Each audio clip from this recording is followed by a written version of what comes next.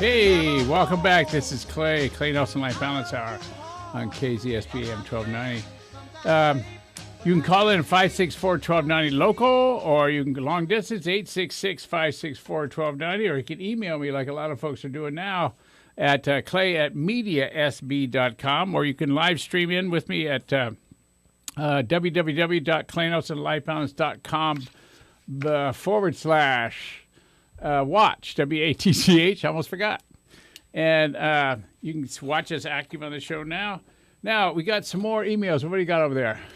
Actually, this one kind of pertained to what you were just talking about with children. Yeah. And this is from a gal named Emily, and she says, is it ever okay to tell a little white lie to protect your children from an ugly truth? Now, I know you were talking about, weight and age, which are sensitive issues to women, but what about an ugly truth, Clay? Well, there are some things that you want to tell the truth about when it's time. And when it's not time, you don't want to give somebody too much data if there's no place for them to put it yet. So depending on age, depending on what the issue is, you may want to filter a few things in the early years. But after that, you want to make sure that kids understand that you got to shoot straight, and the world's really out there. And there's a lot of people out there that don't really care and aren't really, shall we say, considerate in what they say. And you have to kind of let them know that those kind of people are out there. But there is a time sometimes when you want to say, hey, why don't we wait a little while? We'll talk about that. And but for right now, here's what I think you ought to know about it, that type of thing. But you don't want to filter or protect too much because the world will get them. So your job is to make sure that when the world steps out and tries to step on them, they can handle it. Okay? Now, one of the quotes I have is Travis Walton. It says, the truth, of course, is that a billion falsehoods told a billion times by a billion people is still false.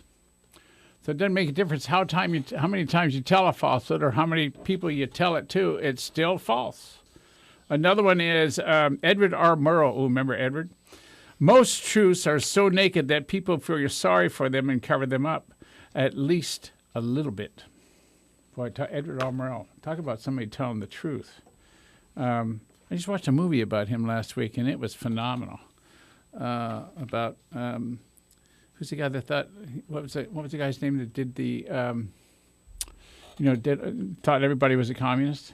Ooh, I don't know. Gosh, I should remember this. So if you can remember who I'm talking about, call in. McCarthy. Yeah, McCarthy. Thank you, Diego. The McCarthy era, and Edward R. Murrow went to war with McCarthy, and quite frankly, shut him down after a while, which was good. Here's another great quote. It's by George Eliot, whom I always liked. And she said, falsehood is easy, truth so difficult. Mm-hmm. Truth is difficult, falsehood is easy. You can make up stuff really quick, but then you got to live with it. So it becomes very, very weighty, W-E-I-G-T-Y. Now, the 10-year-old little boy story pretty much covers it. It's like if you don't tell the truth, all right, or you say, gee, you can't do this, kids will find a way. And you want to make sure if they're going to find a way, they got to find a way that works and that they, understand what's really going on. The same thing also with adults. What's it like when you get a half-truth and you know something's missing, but you really don't want to confront, okay? Or how about this, is that you hear something halfway and you go off and you speak it in a way that is what you heard, but you just didn't hear it all. And then you defend it, and you're wrong. So it's all about what type of actions and what type of learning you're supposed to be doing or learning you're supposed to get, and how you can change what you think when you get it, the way you get it, and decide whether it's the truth or not. And then there's the truth for you. It may be true for somebody else, but it may not be true for you, which is like, what you like to eat, what you like to drink, or how about this, how much exercise you like to do. What is the truth? Or how much you do exercise. Or when was the last time you had a complete physical? Or here's a good one. Well, last time somebody asked you, have you gotten your colonoscopy yet? Oh, and I have a few other good ones, too. I have some girlfriends who were on the internet dating site, and these men would call up and they would say, or they would list themselves as being, younger than they were or older than they were, and a totally different description. And when they'd show up at the door, it wasn't even the person in the description, nor was it really the photo, because the photo was 10 years old. Yeah, it's amazing. You go on these sites so you can meet somebody, and then you say things so that you can never meet them. You avoid them because you've said things that aren't true. And that's what people do all the time. So it's all about getting straight with yourself. And, you need to ask yourself, do I do what I say I'm going to do? Am I living in integrity? Can you think about that? Am I living in integrity? Everybody looks in the mirror and goes, sort of. Maybe. I'll get to it tomorrow. Am I doing what I love to do? That's another one. Most people say no. And some people say yes and then feel guilty. So it's all about getting really squared away, about what's the life that you really want to have, and is it the truth? Another question you can ask is, what is my purpose, and am I living it? Another question is, am I in action moving toward what I say I really want? Am I getting out of life what I deserve? So that's another truth you need to look at. So asking these questions of yourself and being truthful with the answers can be, and most of the time is very difficult, because we tend to have our circumstances run our lives. We tend to have, whoever's yelling the most or yelling the loudest run our lives. And if you have kids, the kids run your life. If you have dominant, parents or parents with an illness or whatever, your parents will run your life. So it's all about that. So it's like, we have another caller? We have Frank on the line. Hi, Frank. What can I do for you? Hello, hello? Hello there. There we go. Yeah, we didn't push the button. The truth is we didn't push the button. Okay. Sorry, Frank. Well, truth. Yeah, truth. All right. You got 10 people watch an accident. Everybody's going to have a different version of the truth of that accident. Yep. So differentiate between what you're referring to and that example. Well, the truth is what actually happened versus what did people see.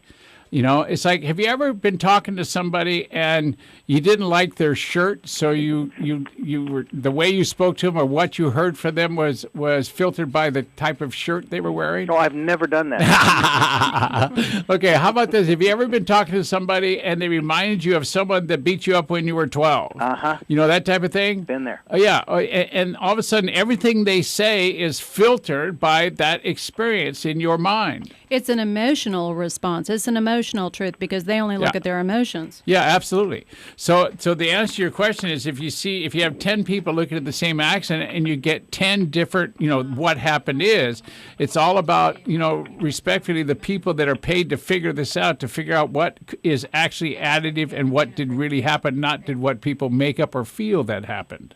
Okay. Can you hear that? I hear it. It's a tough place to be. That's why when you ask your kids, AM 1290. Well, you ask people, are you there, Frank? I'm still here. Okay. So, boy, we have a busy, truthful show today, don't we? We're all over the place. Great. So now, it's all, when you ask your kids, well, son, when you hit the ball, where did the ball go? And he'll tell you one story, and then 19 other people will tell you another story. You understand? Mm-hmm. Yeah. So it's all about, getting the best data you can, and if it's additive, you use it. If not, you ask more questions of more people. Okay. Got it? Great. Okay, now wait a minute. So how would you apply this to what's going on in the political arena now? What would you do?